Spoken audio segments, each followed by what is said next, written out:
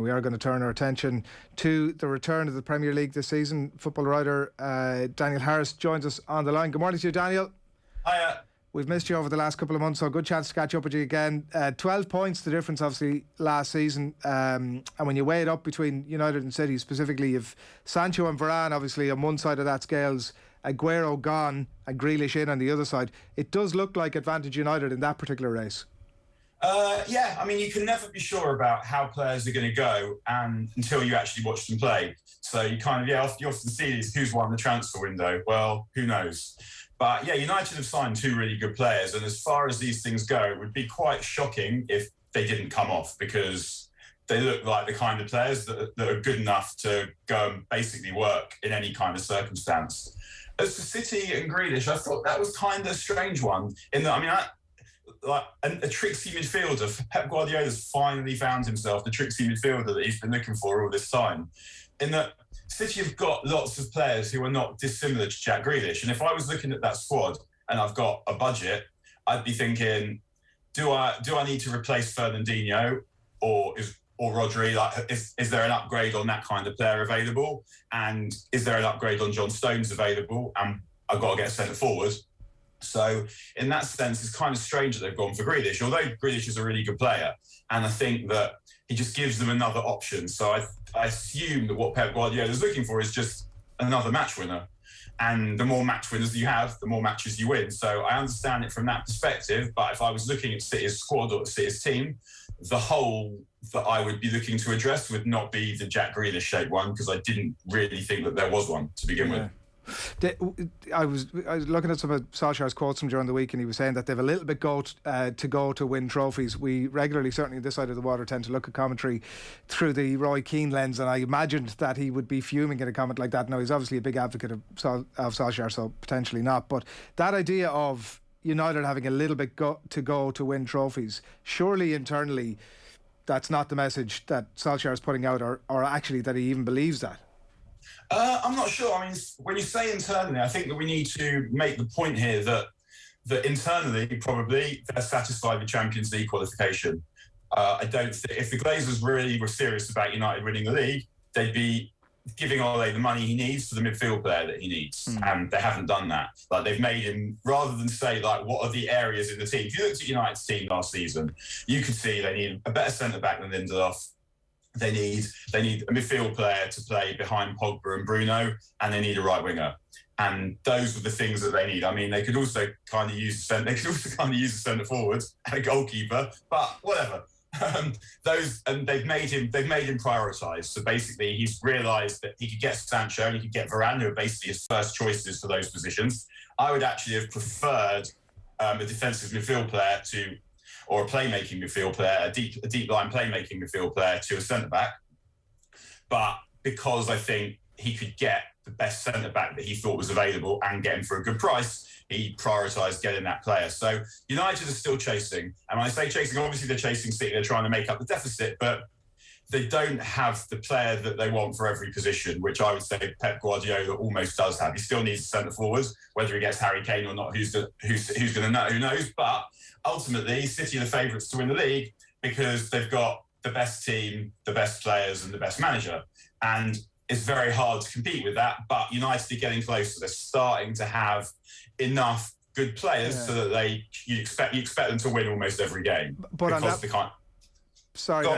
that point, actually, it's just such an interesting point that they obviously have brought those players in, but like at the same time, when you look at their forward options and their goalkeeper options being two of the most crucial positions on the pitch, there is an uncertainty, right, like about who's going to start in goal for United. Is Martial going to deliver goals? There's a big uncertainty about two hugely important positions. I think that what you sometimes get teams who you might look at them and be able to pick holes in the team. But when you look at this United team, I think they're going to be unlikely to be short of goals. They've just got so many good attackers who are able to find goals out of nothing that it's true that they are lacking that centre forward. Chelsea have just bought themselves one. I mean, he was previously at United and didn't quite fit in with the way that they wanted to play and wanted to go, I think, himself. But they are lacking that centre forward because Cavani is not going to be able to play all the games. But with like Rashford's going to come back and he's going to be fit, which he hasn't been for a long time, and he's going to have a point to prove and a place to regain. Mason Greenwood was really good at the end of last season. He's looked really good in pre-season. He's a goal scorer. Sancho scores goals. Martial, they're not going to have to rely on him in the same way. Like Martial let them down last season, was a problem last season because they were relying on him. This season, unless there are injuries, they're not going to have to rely on Martial. He's going to be another player, another option that they've got. So having him is good because he's a good player, and his top level, we know, is a really good level. It's just the level that he hits the rest of the time that is a problem. But he's not going to be getting into the team unless he hits that level. So hopefully he's someone who can get back to where he was the season before last. It's a shame that Anthony Elanga's injured because he looked ready in pre-season, and he's someone he's a really interesting player because he has the agility and the speed of a winger, but the instinct of a centre forward. So he wants to score goals, he wants to get into the box, he wants to score tap-ins. And United have lacked that a little bit over the last few seasons. That's, if you're looking at Rashford and Mason Greenwood and Martial, that would probably be the single area with all of them where you'd want them to improve is scoring more cheap goals. So I don't think United will be short of goals, and they also should be good at stopping them because the defence that they've got might be the best in the league. What United lacks still a little bit is a midfield that is able to dominate a game against any opposition. But what they've got is they've got Pogba and Bruno, who are two high-risk, high-reward players, which means they turn the ball over a lot. They're not looking necessarily to keep possession that much at a time. They're looking to create goal-scoring opportunities. But United have moved the ball really well in pre-season without those players always playing. They've looked in pre-season like they know what they're doing, like they've got a plan about how they want to move the ball through the pitch, and that's something that they've lacked over the last couple of years. Whether they're good enough to be able to impose that against Manchester City, against Liverpool, we don't know yet because we haven't seen this particular iteration of Ole's side try and do it.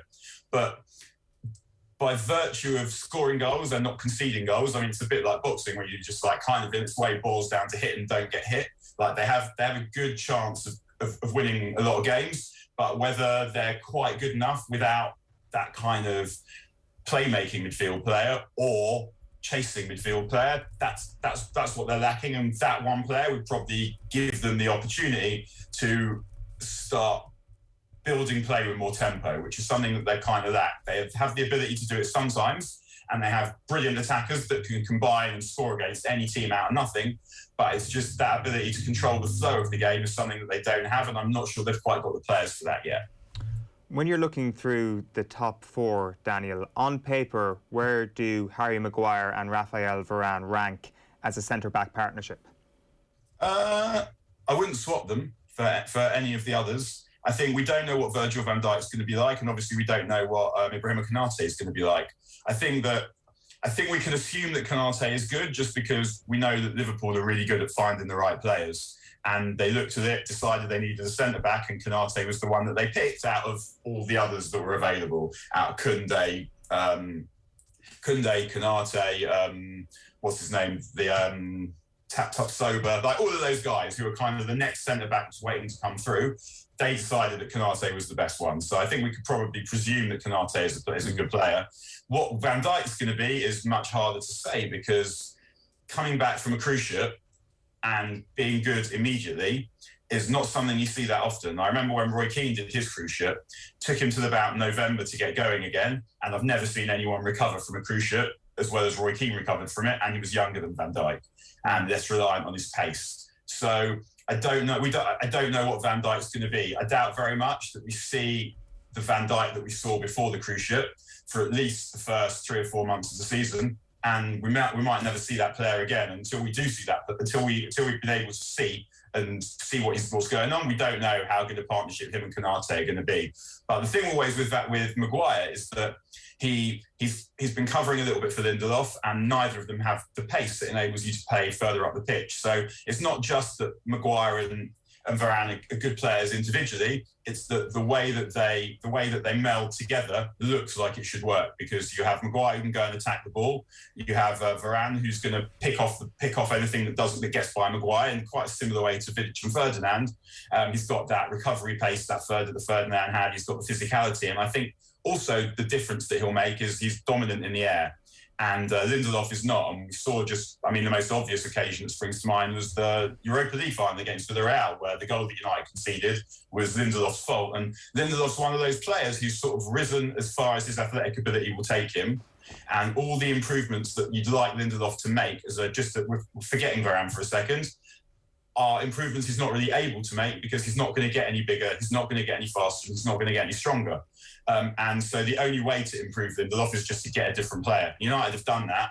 And what that should do is the pace that's now going to be behind Wan-Bissaka should also give him more security to get up the pitch, because when he's playing next to Lindelof as the right centre-back, he knows that Lindelof doesn't have that recovery pace and there's going to be a gap in behind. Whereas he doesn't have to do that now. And what I'm also hoping is that Varane is going to have more control over Wan-Bissaka than Lindelof did, because what we see with Wan-Bissaka is he's really good defending one-on-one, but he lacks that awareness at the back post. You see balls go over his head, drop on his head a lot at the back post. And I mean, that is something he should have sorted out himself, but a high-quality partner is also something that should be able to sort that out for him, because he should be someone who's watching him all the time, who's always telling him to look over his shoulder. So hopefully Varane will be able to improve the back four in that regard as well. On the Van Dijk point, Daniel, and his return, which could end up being the signing of the season, and we don't know exactly, like you say, in terms of how he reacts to that, but are we doing Liverpool a disservice? I don't see too many people tipping them up to win the Premier League, like with his return and keeping the players that they have, Wijnaldum notwithstanding. Are we doing them a disservice? Are they not live contenders? I'd be surprised, because I think we saw the best of this Liverpool team now, not last season or even the season before that, but the season before that. The year that they came second to Man City, I thought was the best iteration of this Liverpool team. Then the following year, obviously, they absolutely smashed the league, but I don't think they did it by playing as well as often. They won an absolute stack of games by one goal and things went for them. And I don't think that's going to happen again, because the team are now 2 years older than they were when they were doing that. And it seems unlikely that these players are going to get better now. Like Sadio Mane is not going to get better. He might get towards that level again. But the genius of Jurgen Klopp, I think, is persuading very good players that they could play like world beaters. And they did it for a bit, but I don't think we're going to see them be able to sustain that, because ultimately players who are able to play brilliant seasons over and over again, I think Salah is the only one who's looked capable of doing that over the last 3 seasons. The others are good players, but I don't think they're capable of hitting that level. And Liverpool, when I look at them, I think that team needs refreshing a little bit. Perhaps Curtis Jones will come in, replace Gini Wijnaldum, and be brilliant. Because I mean, Curtis Jones is a really interesting player. Like, he's got that willowy ability to run with the ball in the middle of the pitch, and you don't see that a lot. But being as fit as often as Wijnaldum before you've even gone into the quality is a lot to ask. And I don't know if it's going to be him that gets that job, but if it is, filling that gap is a lot to ask. Or it might be Thiago, but he's a very different player to Wijnaldum. Like, he doesn't give them that same dynamism. He has the dynamism in his passing. But Liverpool are a very physical team.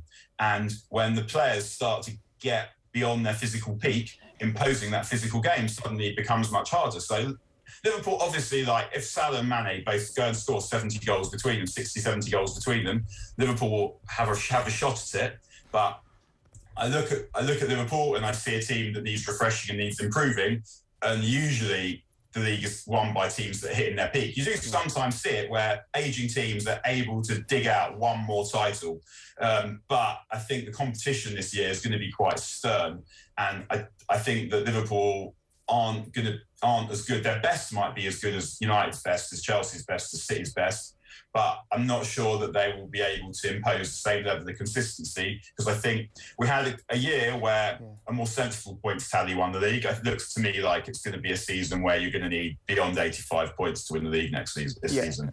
And I don't think Liverpool are going to be able to get that. And that competition becomes more stern if and when Harry Kane does go to the Etihad. How do you see this playing out, Daniel, in terms of this weekend, first off, as a Tottenham player, and beyond that, when he inevitably becomes a not Tottenham player? We don't know that the deal will be done yet. If it is done, obviously it improves City. Like, if you look at them, where they've got their weaknesses as centre forward, they got away with it last season because they were so good in so many other areas. But if you suddenly put Harry Kane in there, it doesn't necessarily mean he's going to score as many goals. But I think that he will fit quite well with the way City play, because the new Harry Kane wants to drop off and he'll have pace and goal scorers outside him. And I think that he'll make it even harder to get the ball off City, because when Pep Guardiola's Barcelona team, obviously the hardest team in history to beat and to get the ball off, one of the reasons they're able to do that is because a lot of the time they have Messi at centre forward, and it's just like having another player in midfield. And Sergio Aguero didn't give them that. He gave them a lot of other things, but he's someone who just wants to get the ball, get it at his feet, bang, goal. Kane is able to do that as well, like his finishing from kind of 15 to 22 yards is as good as almost anyone I've ever seen.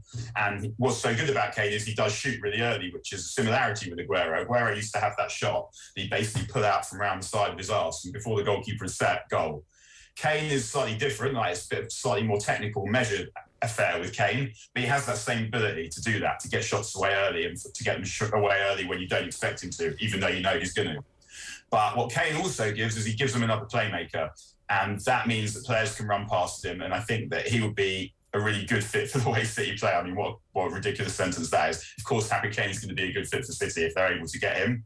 And I think what that gives City as well is, and it's the same with Grealish to an extent, is that it gives them just another source of goals. And teams that win leagues often, we saw at Liverpool, as I said just a few minutes ago, they got involved in a lot of tight games. But if you've got players, the more players you have that can score goals, the more tight games you're likely to win. What Liverpool don't have is that they don't have options on the bench, really, that you can bring on to win tight games. And City absolutely are going to have that. And if they do get Kane, that'll just give them another route to scoring a goal, another way of winning a game 0-0 after 70 minutes or 1-1 after 87 minutes.